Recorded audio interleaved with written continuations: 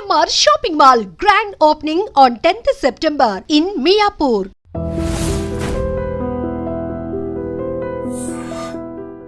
మన ఉద్దేశాలు, మన ఐడియాలజీ వేరే వ్యక్తుల్లో చూసినప్పుడు చాలా హ్యాపీగా అనిపిస్తుంటుంది. అండ్ మిమ్మల్ని చూస్తుంటే ఏదో మన ఇంట్లో మనిషి, మన మనిషి అన్న ఫీలింగ్ వస్తుంటుంది. ఇదేది ముఖస్తుతి కోసం చెప్తున్న మాట కాదు. అండ్ అలా అనిపిస్తుంటుంది. అండ్ మన ఐడియాలజీ వేరే వ్యక్తుల్లో చాలా ఆనందంగా ఉంటుంది. అండ్ వాళ్ళు సెలబ్రిటీ అయితే ఇంకా ఆనందంగా ఉంటుంది. అంటే మీ ఐడియాలజీలో మీ పద్ధతులు ఎంతో కొంత నేను ఫాలో అవుతాను కాబట్టి ఐఎమ్ ఫీలింగ్ వెరీ హ్యాపీ అండి. లైక్ వాట్ ఒక ఎగ్జాంపుల్ చెప్పండి. Except cigarettes and except cigarettes gambling. So మంచి అదే అంటే gambling is okay, cigarette is bad definitely.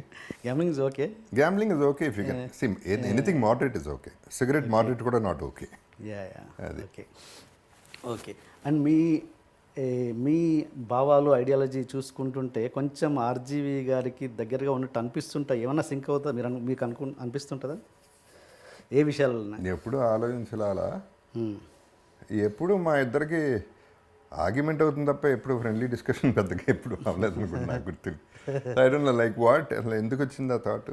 ఇది ఆర్జీవి కంపారిజన్ ఎందుకు వచ్చింది? చాలా ఓపెన్గా మాట్లాడుతుంటారు ఆయన కూడా మీలాగే. ఇంకా తనకు నచ్చినట్టుగా లైఫ్ లీడ్ చేస్తారు, ఎదుటి వాళ్ళ గురించి ఆలోచించడు. అట్లా చూస్తే చాలా డిఫరెన్స్ ఉందండి. అంటే నేను ఇంకా చాలా రెస్ట్రిక్టెడ్, తను జీవించేస్తున్నాడు, నేను అప్పుడప్పుడు బతకటానికి ట్రై చేస్తున్నాను. సో తేడా ఉంది. అండ్ అది యాక్టింగా నిజమా? నిజమే, తను 100% తను ఫీల్ అయ్యేదని చెప్తాడు అంతే. అంటే యాక్టింగ్ ఏముంటుంది, ఇంకా అంత ఓపెన్గా మాట్లాడిన తర్వాత యాక్టింగ్ ఏముంటుంది?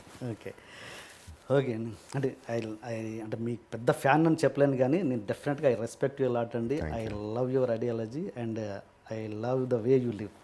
Definitely thank you so much.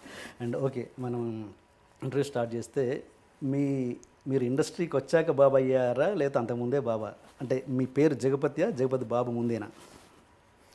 తర్వాతేనండి. బాబు లేదు, నా పేరు జగపతిరావు, అది కూడా మా తాతగారి పేరు. జగపతి బ్యానర్ కూడా తాతగారి పేరు, నా పేరు కాదు. ఓకే. అండ్ ఈ బాబు అన్న దాని మీద చాలా సినిమాలలో సెటర్లు కూడా వేశారు, లైక్ కృష్ణవంశీ గారు. అసలు అంటే బయట జనాల్లో ఉన్న ఉద్దేశం ఏంటంటే అసలు ఈ బాబు వాట్ ఈస్ దిస్ కల్చర్ అన్నట్టు ఒక డౌట్ అయితే ఉంది ప్రతి ఆడియన్స్కి. అండ్ ఏంటి అంటే మిమ్మల్ని ముద్దుగా బాబు అని పిలుస్తుంటారా హీరోలని, లేకపోతే ఒక రెస్పెక్టా? అది ఏంటి, దాని బ్యాక్గ్రౌండ్ ఏంటి? యాక్చువల్లీ నాకు తెలిసి కన్వీనియన్స్ కోసం చేసిన పని అది. ఓకే. ఇప్పుడు ఒక పెద్ద హీరో ఉన్నాడు, పేరుతో పిలవలే, గారు అండి అనేది మళ్ళీ కొంచెం దూరం అయిపోతుంది ఒక రిలేషన్షిప్, ఒక డైరెక్టర్కి. ఐఎమ్ జస్ట్ థింకింగ్, ఇది నా థాట్. కో ఆర్టిస్ట్కి కానీ పిలవటానికి కానీ ఇట్ బికాస్ కన్వీనియన్స్కి బాబు అంటే రెస్పెక్ట్ ఉంది. ఒక రెండు రకాలు ఉన్నాయి, పెట్ నేమ్ లాగానే ఉంది, ఒక రెస్పెక్ట్ ఉంది, ముద్దుగా ఉంటుంది, రెండు మిక్స్ అయి ఉంటాయి కాబట్టి కన్వీనియంట్గా ఉంటుందని నా ఫీలింగ్. Okay okay. అంటే నాకు తెలిసి మీరు ట్రైన్డ్ ఆర్టిస్ట్ ఏం కాదు, అంటే ఫస్ట్ మీరు నేర్చుకున్నారు ఏం లేదు కదా, డైరెక్ట్ యాక్టర్ అయ్యారు? ఆల్మోస్ట్ అండి. అంటే మధు ఇన్స్టిట్యూట్లో చేశాను కానీ యా వెరీ హార్డ్లీ. ఓకే. అంటే మామూలు వాళ్ళ యాడ్లో ఫొటోస్ వేస్తుంటారు శ్రీకాంత్ గారిది, మరి మీరు ఎప్పుడు చూడలేదు అందుకని? చాలా తక్కువ, అంటే ప్రాబ్లీ నాకు గుర్తులేదు, 1-2 months చేశాను మరి గుర్తులేదు. వినోద్ బాలా వాజ్ దేర్, అంతవరకు గుర్తుంది నాకు. Okay okay. ఇంకెవరు గుర్తులేరు అసలు అక్కడ. సో ఆల్మోస్ట్ నో అన్నట్టే. Okay okay. అండ్ నేను ఎందుకు అడుగుతున్నానంటే క్వశ్చను, అంటే చాలామంది బయట ప్రేక్షకులలో ఈ వంశపారపర్యం అన్నది రాజకీయాల్లోనే కాదు ఇండస్ట్రీలో ఉందన్నది అందరికీ తెలుసు. అంటే చాలా ఒక ఒపీనియన్, బ్యాడ్ ఒపీనియన్ ఏముంది అంటే ఈ వంశపారపర్యంగా ఎందుకు మమ్మల్ని రుద్దుతున్నారు, అలవాటు చేసి వాళ్ళని సక్సెస్ చేస్తున్నారు అని ఒక ఒపీనియన్ అయితే ఉంది. మీ కెరీర్ స్టార్ట్ చేస్తున్నప్పుడు మీరు కూడా మీ నాన్నగారు ప్రొడ్యూసరు, ఆయన కొడుకుగా మీరు ఎంటర్ అయ్యారు. మీ మీద మీ నటన చూసి బయట వాళ్ళు అలాంటి కామెంట్స్ ఏమన్నా చేసిన సందర్భాలు ఉన్నాయా మొదట్లో? ఇప్పుడుగా డైరెక్ట్గా లేదండి. ఇప్పుడు ఒకటి ఏంటంటే ఇంట్రడక్షన్ వరకు నాన్నగారు ఉపయోగపడతారండి, ఆ తర్వాత ఎందుకు ఉపయోగపడతారు ఎవరైనా? అది ఎంట్రీ టికెట్, ఒక అడ్మిషన్. It's simple entry. మాకేంటంటే జస్ట్ ఓకే మా అబ్బాయి పెట్టుకోండి, లేకపోతే నేను తీస్తా సినిమా అనేది ఎంట్రీ. వీసా, ఇప్పుడు పాస్పోర్ట్ వచ్చింది బేసిక్లీ, వీసా రాలా, సిటిజన్ అవ్వాలా. అప్పుడు సిటిజన్ మనం అవ్వాలి.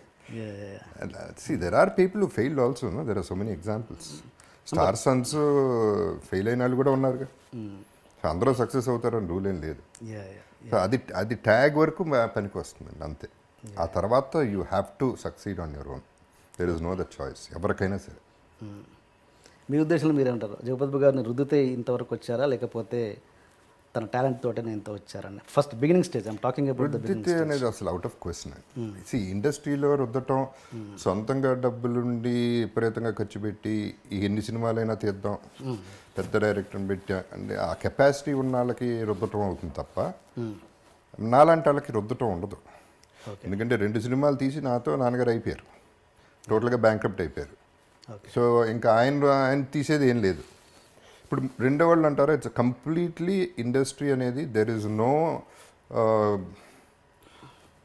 ఏమంటారు దాన్ని, మనాడు లేకపోతే మనాడు అంటే I'm not talking about caste అండి, టోటలీ అగెయిన్స్ట్ దాట్. అంటే పాపం తీసుకుందాం, పైకి తీసుకొద్దాం, అవన్నీ పెద్ద ఉండవు ఇక్కడ. బిజినెస్ అవుతుందా లేదా, కరెక్ట్గా డబ్బులు వస్తాయా రావా, 2 పాయింట్లు. డబ్బులు వస్తాయంటేనే అతనికి రెస్పెక్ట్, లేకపోతే రెస్పెక్ట్ లేదు. సినిమా ఉండదు, రెస్పెక్ట్ ఉన్నా లేకపోయినా. సినిమా అయితే ఇవ్వలేరు, ఇవ్వాలని ఇవ్వకూడదు కూడా. ఇట్ ఈస్ క్రోర్స్లో మంత్స్లో రొటేషన్, ఫ్యామిలీలు లేచిపోతాయి. It's not a joke. So you have to be on your own అండి.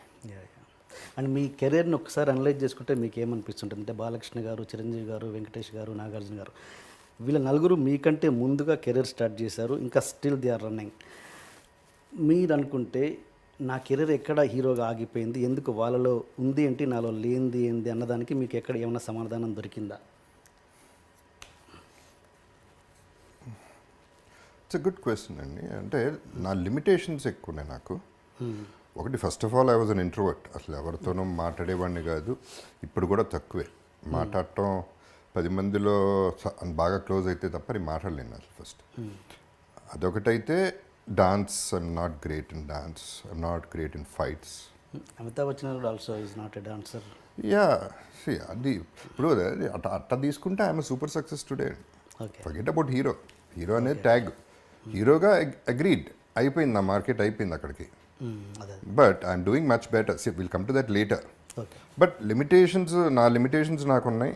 అండ్ నాకు అంటే ఇండస్ట్రీలో మెలిసి అందరినీ కలవటాలు, లేకపోతే అంటే జనరల్గా ఏంటంటే ఒక్కొక్కసారి మర్చిపోతాం మనం, పలానాడు ఉన్నాడని.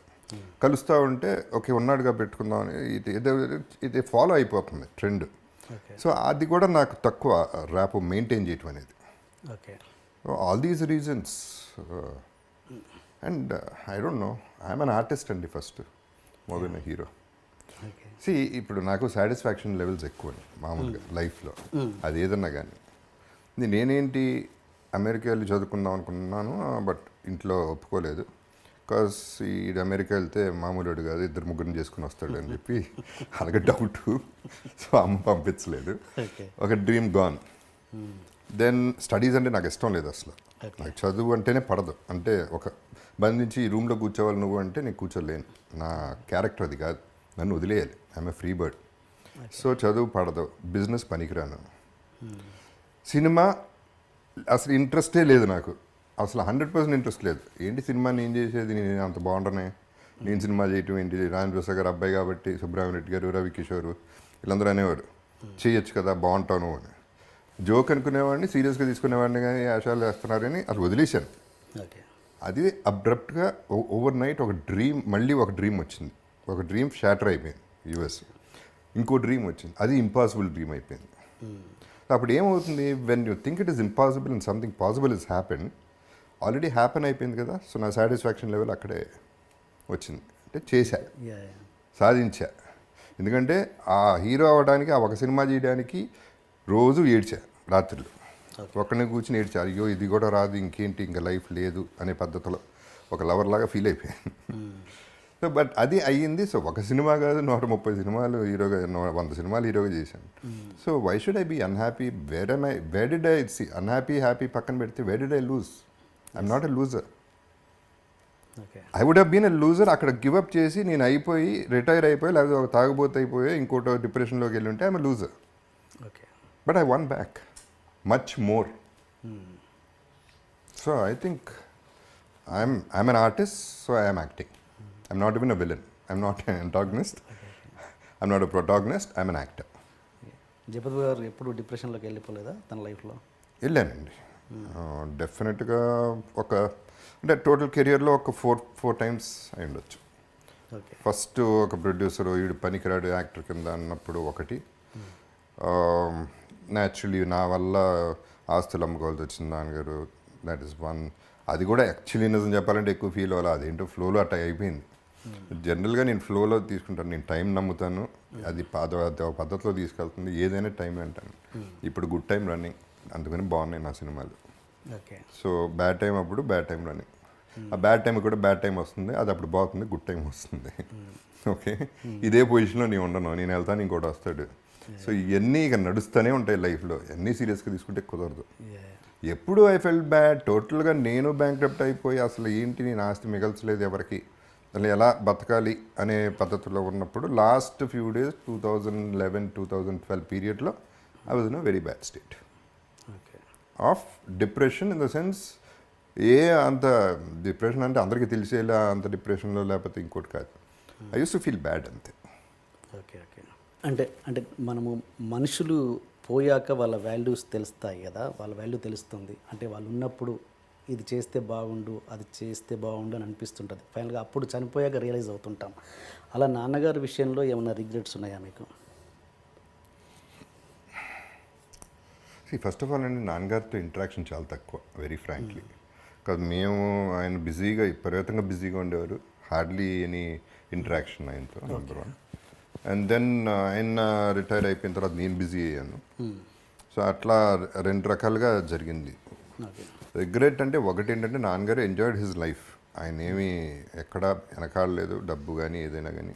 సో ఆయన పద్ధతిలో ఆయన ఎంజాయ్ చేశారు. సో దట్ ఈస్ నో, ఒకటే న్యాచురలీ ఏంటంటే ఇవన్నీ కూడా చూసుంటే బాగుండేదని ఆశ ఉంటుంది, ఆశకి కూడా లిమిట్ లేదు. లెజెండ్ చూశారు చాలు, దట్ ఈస్ ఎనఫ్. ఏంటని reaction? It was very happy అండి. సి ఆయన వరి అల్లా నేనే, ఇక మూడోవాడు కూడా నాలాగా అయిపోయాడు, మొత్తం తగలబెట్టేస్తున్నాడు, ఎందుకు పనికిరాడు అనేది ఆయన వరి. ఓకే. ఆ వరి హీఈస్ ఓవర్కమ్. లెజెండ్తో అంత పెద్ద సక్సెస్ అయ్యేపాటికి ఆయనకి తృప్తి కలిగింది. సో తృప్తిగానే, నా వరకు కూడా తృప్తిగానే ఉన్నారు. ఓకే. నాలాగే అయిపోయాడు అంటే నాన్నగారు ఎన్ని సినిమాలు చేశారండి? ఆయన 33-34 చేశారు. అంటే చివరి టైంలో తెలియడం ఏంటి నాలాగే అయిపోయాడు అని? అంటే అలా చేశాడని ఎప్పుడు ఒకటి అంటే బ్యాడ్ బిజినెస్ మ్యాన్, డబ్బులు మేనేజ్మెంట్ లేదు, ఎవరికి పడితే వాళ్ళకి ఇచ్చేస్తాడు, ఓకే ఓకే అనేది మోసపోతాడు, and all these things. Okay.